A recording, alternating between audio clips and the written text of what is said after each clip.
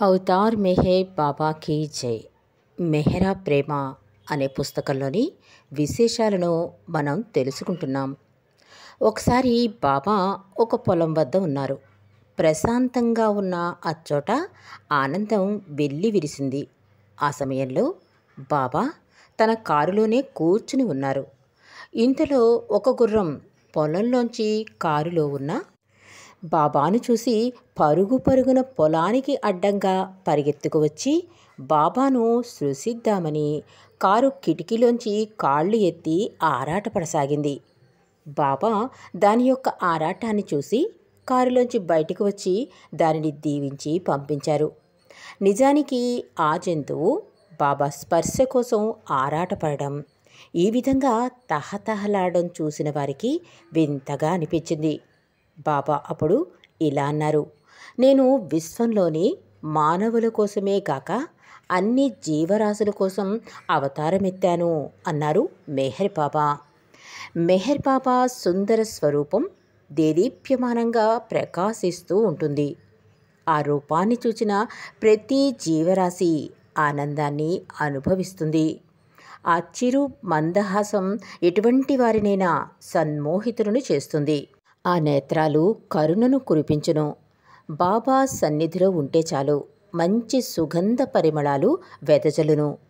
ప్రియతముని సౌందర్యానికి సమస్త జగతి మోకరిల్లును.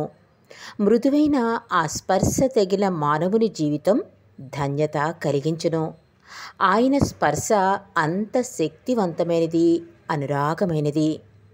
మెహరా తల్లి దౌలత్ మాయితో మెహరాబాద్కి వచ్చిన రోజుల్లో మొదటి రోజు అనుభవం గురించి మెహరా ఎప్పటికీ మరిచిపోయేదే కాదు.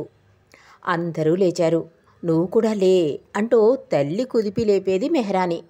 సుకుమారమైన మెహరా అంత పొద్దుటే నిద్ర లేచే అలవాటు లేదు. అప్పటికింకా 5 కూడా కాలేదు. బయటింకా చీకటిగానే ఉంది. మెహరాబాదు ఆశ్రమ నియమాల ప్రకారం తెల్లవారుజామునే నిద్రలేచి ఎవరి పనుల్లో వాళ్ళు ఉండాలి. బాబా అప్పటికే నిద్రలేచి పాట పాడుతున్నారు. బాగోదు, నువ్వు కూడా లే మెహ్రా అని తల్లి తట్టి లేపుతుంటే కళ్ళు తెరిచాను అని ఆనాటి సంఘటన గుర్తు చేసుకుంది మెహరామాయి. మెహ్రాకి తెల్లవారుజామునే నిద్రలేచే అలవాటు లేదు. సొంత ఊళ్ళో అయితే అమ్మ ఏమీ అనేదే కాదు కదా. మరి ఇక్కడ మెహరాబాద్ ఆశ్రమంలో అలా కుదరదు కదా. అంత పొద్దున్నే లేవాలంటే మెహ్రా ఇష్టపడేదే కాదు. కానీ బాబా పేరు వినగానే కళ్ళు తెరిచాను. గబగబా పరుపును చుట్టి పక్కనే పెట్టి హడావుడిగా కాసిని చన్నీళ్లు మొహంపై జల్లుకుని పళ్ళు తోముకుని వెళ్ళేది మెహ్రా. ఆశ్రమ నియమాలు అంత కఠినంగా ఉండేవి. మెహ్రా ఎప్పుడూ నిరాడంబరంగా ఉండేది. మనలా విద్యాలయాల్లో చేరి చదువుకోనప్పటికీ మెహ్రా చదువుల సరస్వతి. హృదయాన్ని సంస్కరించేదే విద్య. కల్మషం, కృత్రిమం లేని విద్యనభ్యసించింది ఆమె.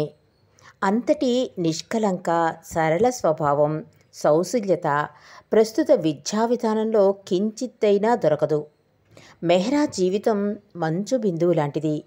ఆమె ప్రేమ మూడువారిని జీవితాలను కూడా చిగురింపచేయగలదు. అంత శక్తి కలది ప్రేమస్వరూపుడి మన మెహరామాయి. మనలో ఒకరిగా ఉండి మనలాగే జీవిస్తూ అత్యుత్తమ ఆధ్యాత్మిక స్థితికి ఎదగగలిగిన జీవితం ఆమెది. ఆమె చూపే ప్రేమ మాతృహృదయాన్ని తలపింపచేస్తుంది. ఎంత పంచినా తరగని ప్రేమ మెహరా సొంతం. అది అమృతం, అక్షయం. దివ్య ప్రీతముడైన బాబాకే ప్రియతమురాలు మెహరామాయి. బాబా ప్రేమ మధువుకున్న మత్తును కూడా మెహరా ప్రేమ అధిగమించింది. మెహరా ప్రేమ ఎంత గొప్పదో బాబా ప్రేమ అనే అద్దంలో తన ప్రతిబింబాన్ని నిరంతరం చూసుకునేది. బాబా కూడా ఆ విధంగా మెహ్రాను ప్రేమించారు.